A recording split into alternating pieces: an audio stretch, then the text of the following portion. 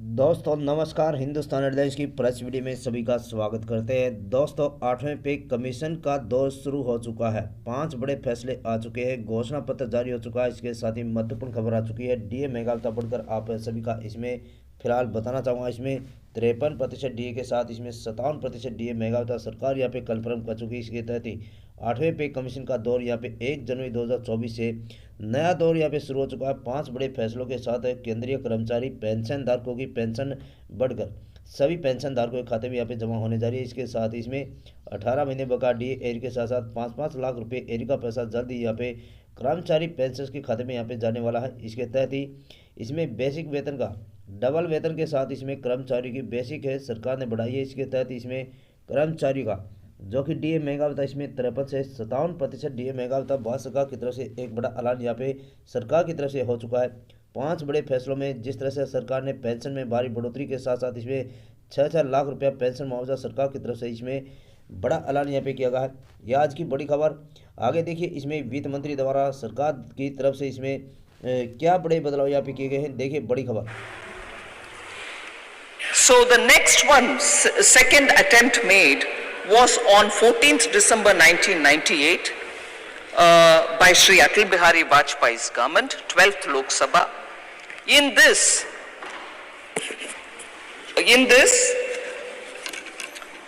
the bill was almost identical to the one which was presented earlier, but a 15-year period was brought in.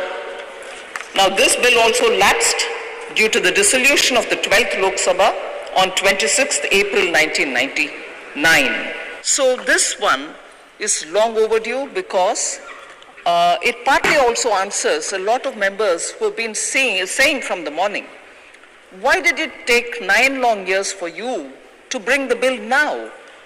I would like to respond, and equally as I'm going down talking about this bill, it is important, sir, that we build consensus and also show that we are committed for the economic, social empowerment of women as well. We've heard several members today speaking about how since 2014 there have been very sincere ground level attempts to provide house, provide drinking water, provide smoke-free kitchen, provide dignity, which was a word used by Mahesh Jethmalani just before me, about providing toilets and so on. So these are also the fundamental bricks which build on empowering women. So social empowerment, economic empowerment, I'll go into a bit of detail a bit later. So what this proposed bill provides for is reservation of seats for women in the House of the People, in Lok Sabha. I've heard some members talk about reservation also should be brought in for the upper house. With the indirect election process and the way in which preference is shown in the voting, it's just not going to be possible to do any reservation. Let us keep that outside of this discussion, although it's well meant, I mean the well-meaning suggestion has come in, but that's not going to be workable if it is not a direct election. To talk on this very historic bill, which is, as Mahesh Jethmalani, honorable member, mentioned, whose time is long overdue. Time has come is not the word, but it is long overdue. And I actually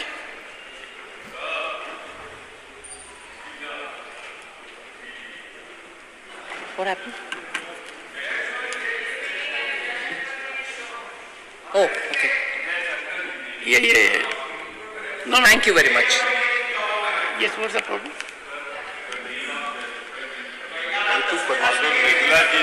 He's not objecting to that. No, he's not. I think certain things have to be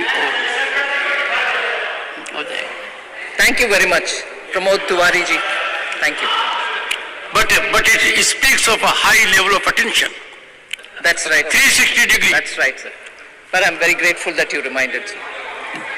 Sir, I speak in favor, and this is an intervention that you permitted me, I speak in favor of the Nari Shakti Vandan Adhiniyam. And And this proposed 128th amendment has actually been very thoughtfully crafted, considering that we are at a very critical stage of our development process. We've seen the success, and I certainly want to credit Shri P.V. Narasimha Raoji's government for having brought in the 33% reservation in the Panchayat Raj at that time.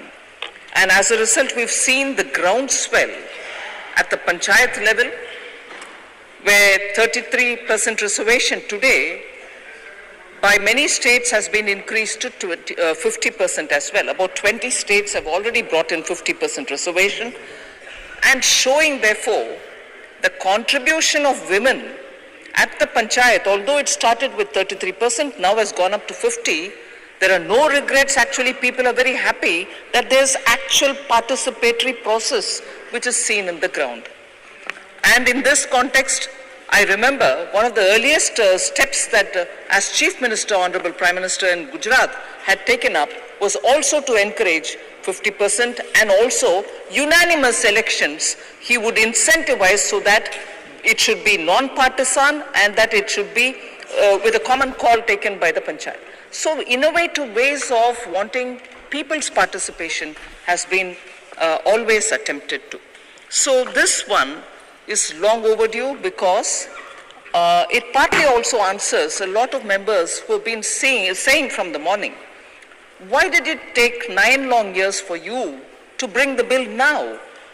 I would like to respond, and equally as I'm going down talking about this bill, it is important, sir, that we build consensus and also show that we are committed for the economic, social empowerment of women as well. We've heard several members today speaking about how since 2014, there have been very sincere ground level attempts to provide house, provide drinking water, provide smoke-free kitchen, provide dignity, which was a word used by Mahesh Jethmalani just before me, about providing toilets and so on. So these are also the fundamental bricks which build on empowering women. So social empowerment, economic empowerment, I'll go into a bit of detail a bit later.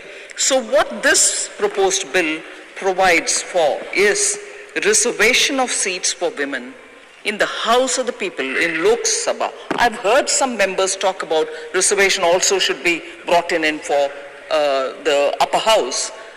With the indirect election process and the way in which preference is shown in the voting, it's just not going to be possible to do any reservation. Let us keep that outside of this discussion, although it's well-meant, the well-meaning suggestion has come in, but that's not going to be workable if it is not a direct election. So this bill actually provides, therefore, for reservation of seats for women in the House of the People, Lok Sabha, and also in the legislative assemblies of every state, and also in the National Capital Territory of Delhi. It proposes, sir, again, people have picked up on this word, but I reiterate it. It proposes that as nearly as maybe 1/3 seats shall be reserved for women. So that's the first two salient feature of this bill. So what it would do is to bring in a new article 330A, which is intended for reservation of seats for women in the Lok Sabha. Second, it also brings in a new article 332A, which proposes reservation of seats for women in the state legislative assembly. Another, which is an existing article, which is 239AA, is proposed to be amended for providing reservation for legislative assembly of National Capital Territory of Delhi. So all these three are happening. It also then intends that there shall be a reservation for women belonging to scheduled castes, scheduled tribes, in respect of the seats reserved for scheduled castes and scheduled tribes. So consequential amendments, sir, over and above all this, will also be made to the relevant acts for Puducherry and for J&K. Now we come to the point on which again the previous speaker has gone into greater detail with his legal acumen to say how exactly this is going to be implemented. I'll have a minute on that. As far as the implementation of the proposed reservation for women, the new article 334A is inserted into the Constitution. It intends that after the bill is enacted and after the bill comes into operation, and thereafter that, whenever the first census takes place and the relevant figures for that census are published, a fresh delimitation exercise shall be undertaken, and for the purpose of delimitation of seats for providing reservation for women in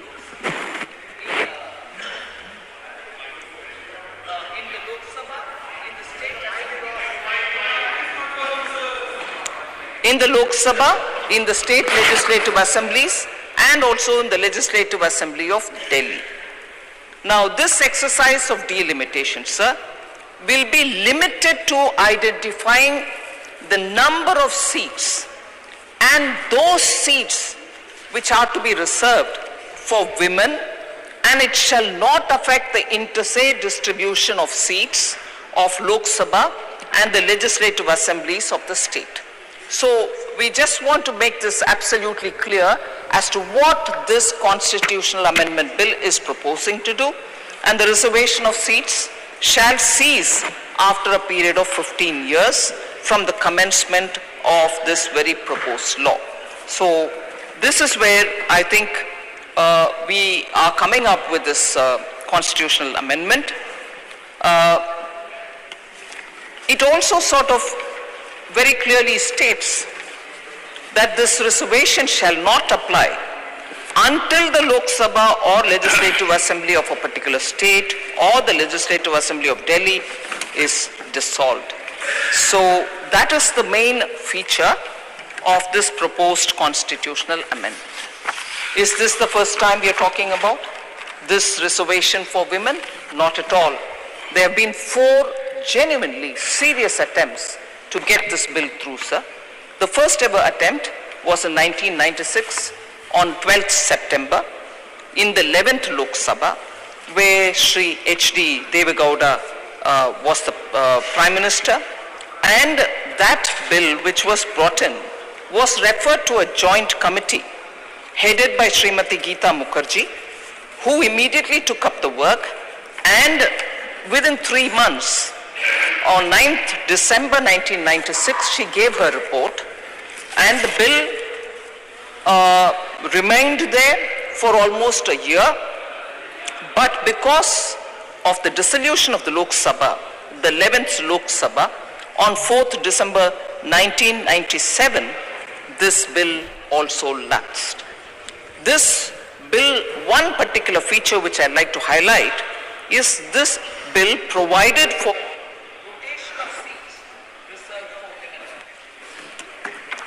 So it provides for rotation of seats.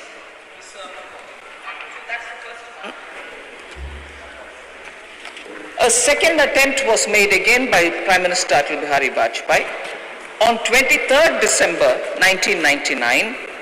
That was the 13th Lok Sabha, and then the bill hadn't been pursued at all because they couldn't develop any consensus of view, and again this also lapsed on the dissolution of the 13th Lok Sabha on 6/2/2004. The fourth attempt, which is the most recent attempt, happened on 6th May 2008. In the Rajya Sabha, the bill was introduced under Dr. Manmohan Singh's government, UPA 2, very identical bill to the one which was previously tabled, which couldn't be pursued in the Lok Sabha. And this bill, which was brought in the Rajya Sabha, was referred to a standing committee, a department-related parliamentary standing committee on personnel, public grievances, law and justice on 8th May 2008 for examination. And it got passed taken up for consideration and passed in the Rajya Sabha on March 2010, and then it was transmitted to the Lok Sabha on 12th March 2010. It was just transmitted. But till 2014, it couldn't be taken up for various reasons. I'm not here going to go into the detail as to why it couldn't be cleared, but it didn't get cleared, and it lapsed. It is important for us to know that it lapsed on the dissolution of the 13th Lok Sabha on 18 May 2014. So, I may be pardoned if I'm repeating something which honorable members already know. There is no bill which is pending that I have to bring back here to say, we'll consider this one, it's been waiting from then. No bill is waiting. With the dissolution of the Lok Sabha, that bill which was passed in the Rajya Sabha, but which it didn't remain here, which naturally got transmitted to the Lok Sabha, also lapsed. So there's no bill before us. So empowerment of women in India is not a new thing. I just would like to go back in history to identify a few names which stand out for a lot of proof that is so required to say this civilization always held women high. Now I'm not going to this thing, did we treat them as goddess, give us equality? I've heard a lot of members say with a lot of concern, we don't want to be treated like goddess, treat us equal. But it is a fact that we have held women very highly, and the women also had the courage to stand up and speak for themselves. So it's not a new thing for us. I'll just give you the example of Satyakama's mother. An Upanishad has been given in his name. He was a bright star. But when he went in search of his guru, the guru asked him, oh, you want to become my student, but who's your father? Would you please tell me? He didn't know the name of his father. He goes back to his mother, Jabala, to ask her, Mama, please tell me who's my father. I have to go tell my guru, otherwise he'll not admit me. And the mother had the courage to tell him, I don't know who your father is, go tell this to your guru. And the boy, in all his earnestness, goes back to the guru and says, sorry, this is the reply given by my mother. And the guru understands the situation and readily admits him for his curiosity. That's the civilization we are talking about. It's not a civilization which treated women of one particular group or another particular group differently. We've treated all women with fairness. There can be differences during the age as we are coming down to today. But that is Satyakama Jabala, and Jabala, the mother, who could tell her boy to go say with pride that no, you'll know your mother's name, but the mother doesn't know the father, and the guru had no objection. Sir, similarly, when Adi Shankara had an argument with Mandan Mishra, there was a debate going on, and who was the judge there? A woman, Ubaya Bharti, Mandan Mishra's wife. Could she have been admitted or accepted as a judge between the two people debating if only there was some hesitation about dealing with women differently? They readily accepted her. She had the scholarship is one thing, but to accept a woman to judge between them two as to who is going to be the victor also reflects that men in India, learned or otherwise, did not have a different idea of woman, and that Ubaya Bharti's example tells us that. There are of course 22 women who contributed very richly to our Vedas and Upanishads. I'm not taking each one of their names. Gargi and Lopamudra stand out. Similarly, I heard members this morning also recall from the south eminent fighters, warriors. I also will name Abbai, who was a great simple two-line aphorisms from her, always enamors all of us. Karakal Ammayar, who was a great bhakti saint. She's treated as a Nayanmar. So in India, women have had a role in literature, a role in very many different situations. Women warriors, sir. Rani Abbakka, Kitturu Chennamma, Velu Nachiyar, Rani Gendillu, Lakshmi Segal, and of course Jhansi Ki Rani. All of them, I've just taken a random list. So is their prowess in science.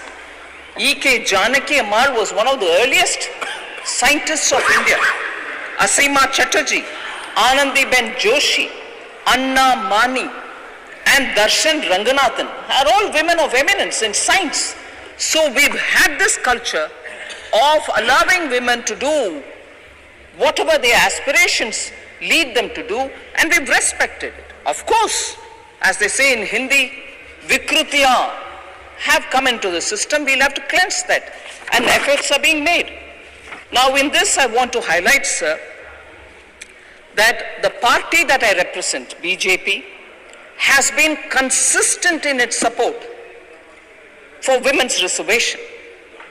BJP held its national convention in 1994 in Vadodara, and there very clearly stated that we stand for reservations of women, reservation for women in the parliament and also in the state assemblies.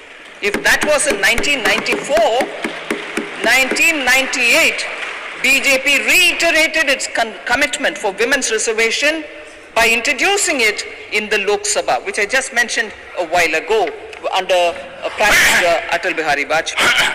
In July 2003, BJP held a national executive in Raipur in Chhattisgarh, and there they passed a resolution seeking 1/3 of all Lok Sabha constituencies to be converted for reserving for women. Progressively, that opinion has been refined now that in 2007, in the national executive, it approved 33% reservation for all organizational positions within the party. And in 2008, sir, BJP amended its constitution to provide 33% reservation to women in its cadre posts as well. And let me take this opportunity, sir, in all humility, to thank my party. I am one of the beneficiaries of this reservation for women that I am here today, and I thank my party for having given me that opportunity. So BJP has been consistently supportive of women's reservations, sir.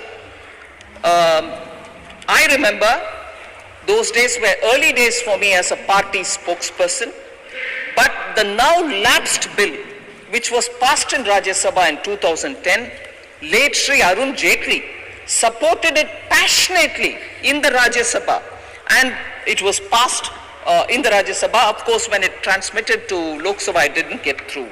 So BJP has been absolutely steady in its support for women's reservation, and this morning I heard some honorable members also refer to some very picturesque moments when Honorable late Srimati Sushma Swaraj had waited outside the Parliament House, received Brinda Karat, the Honorable former member of the Rajya Sabha, and they both hugged each other in joy that the Rajya Sabha passed the bill and it is now the turn for Lok Sabha.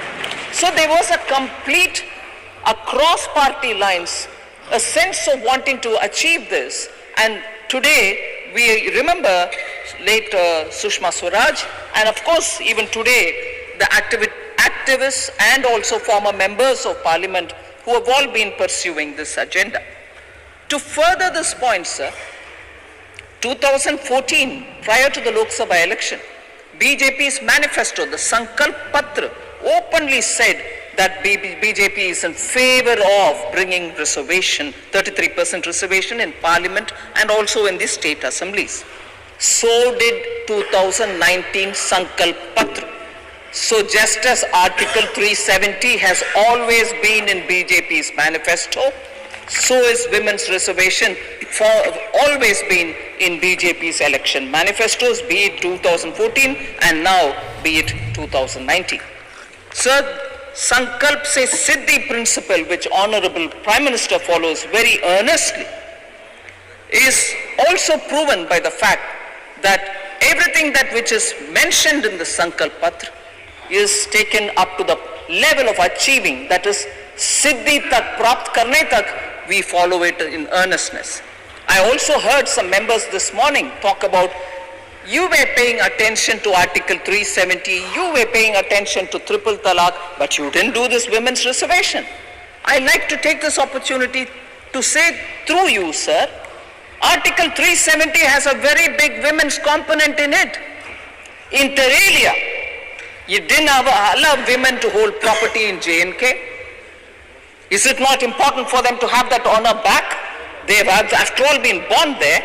Well, if they married somebody else from anywhere else, how right is it under Article 370 to deny them ownership of property?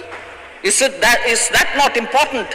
Therefore, when we restored the normalcy and also removed Article 370, women, SC, ST, Bakarwals, all of them get their rights.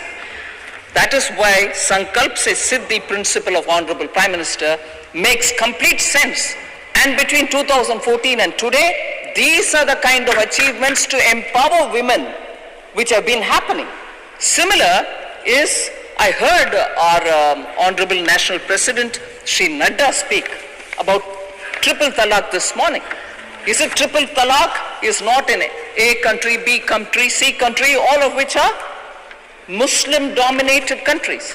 But in India, it took us a whole process of going through the courts and again politically convincing our people and then bringing it in. But Prime Minister Modi did not hesitate. He said if that has got to be done for giving the rights to the Muslim women, we shall do it. So triple talaq also happened. So Nadda ji clearly explained, we don't involve or indulge in appeasement politics. But it is important for us for restoring the rights of women, because in women-related matters, sir, and I can say with complete confidence, in women-related matters, we don't play any politics. It is an article of faith for the Honorable Prime Minister, and therefore we do everything that we've done, whether it is Article 370 or whether it is triple talaq or looking at now Women's Reservation Bill. All of it is part of our manifesto anyway.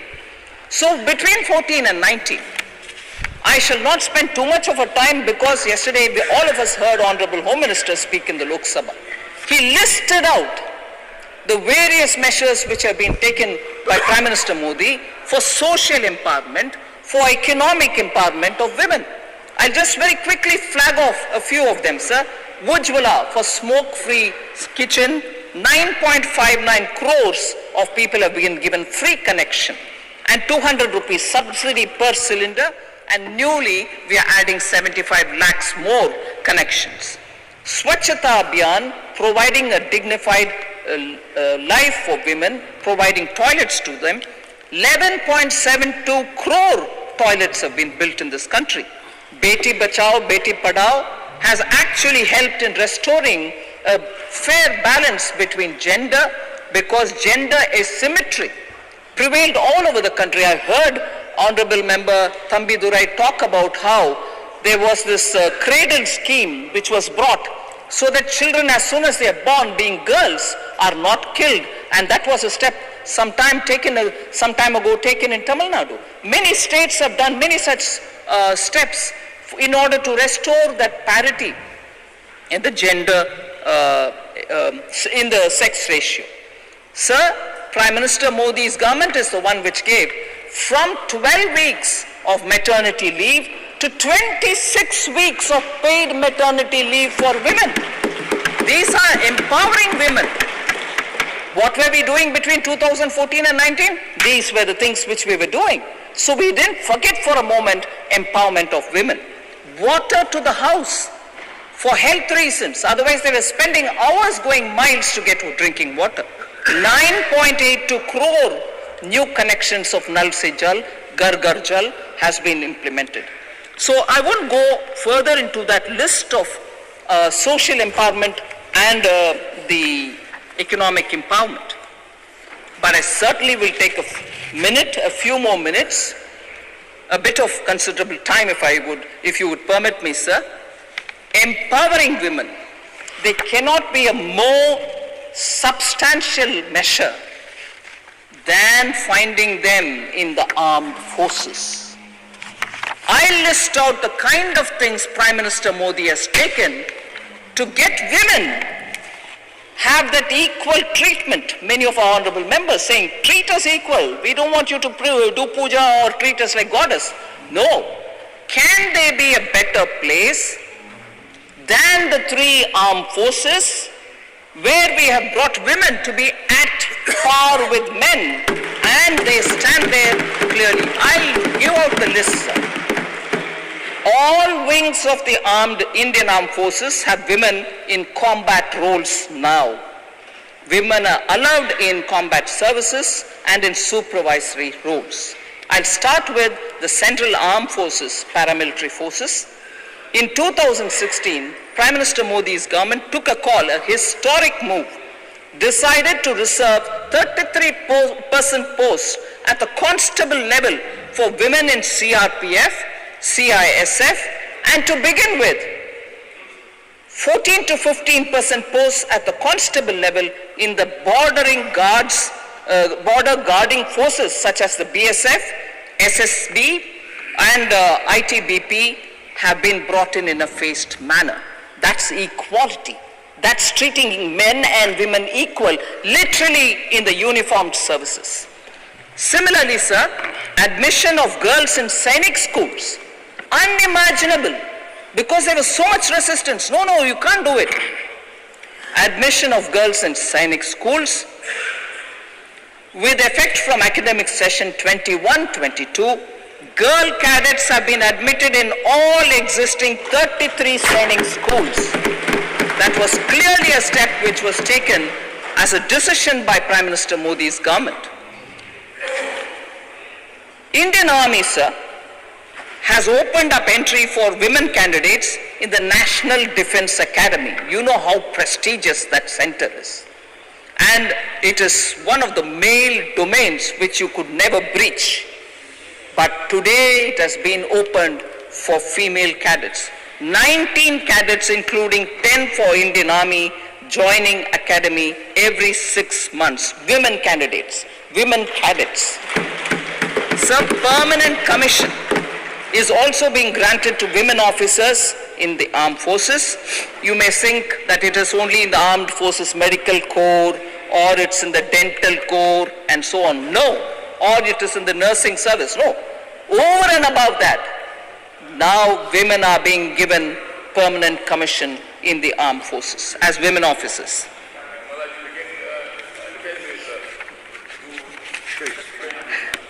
Sir, similarly, Indian Army has opened up avenues for women officers to serve as pilots in the Corps of Army's aviation. So flying the helicopters for the Army is done by women now. Women officers are also being considered for colonel rank and are being given command appointments so they can lead commands.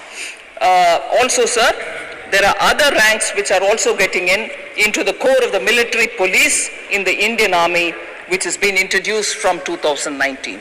So is the case with Navy. I wouldn't want to read each one of those steps, but today, whether it's Army, whether it's Navy, or whether it is the Air Force, they are all being treated at equal with men. Agniveer scheme, sir. I was very happy to hear Honorable Member Sumitra Balmik. Is she here now? Yes. She mentioned it, sir. Women are getting recruited as women Agniveers. I was going to mention it, but I was glad to hear it from another member of this house. From the first batch itself, we have women Agniveers. So now, without taking more time on talking about the larger issues, I'll come to responding to some of the members who have raised some issues where I wish to explain. Some members, Ramnath Thakurji, K.C. Venugopal,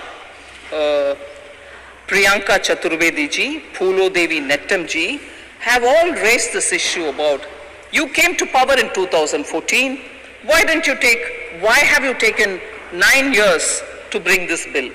I think I've explained it that we've spent a lot of time and attention on delivering on social empowerment and also on economic empowerment. In the meanwhile, you also saw how they have been empowered to get into the armed forces and the central armed paramilitary forces as well. Explanations and details with facts have been given by the Home Minister yesterday in Lok Sabha. Women have become now job creators. 29 crore women have also benefited because of the Mudra scheme, where 70% of all beneficiaries are women. So there are several schemes which has helped women to come up to some level. That's what we've been doing since 2014. Then there was this question, I think in general several members have raised, saying why a special session for this bill? Sir, that simply we've come into new complex, new building for Parliament, new India. We would like this Parliament to deal with one of the best bills that it can deal with, where all of us agreed. And I'm glad to say this. I thank from the bottom of my heart for the consideration that all the parties have shown, irrespective of the little reservations they may have, questions they have in their mind, for extending support for this historic bill and this new building as a first bill. Handling this bill is, I think, a very good start for a building which is being built for the next 100 years for the country. Even if delimitation is going to come up with newer members, there's enough space to accommodate a lot of new ones. Sir,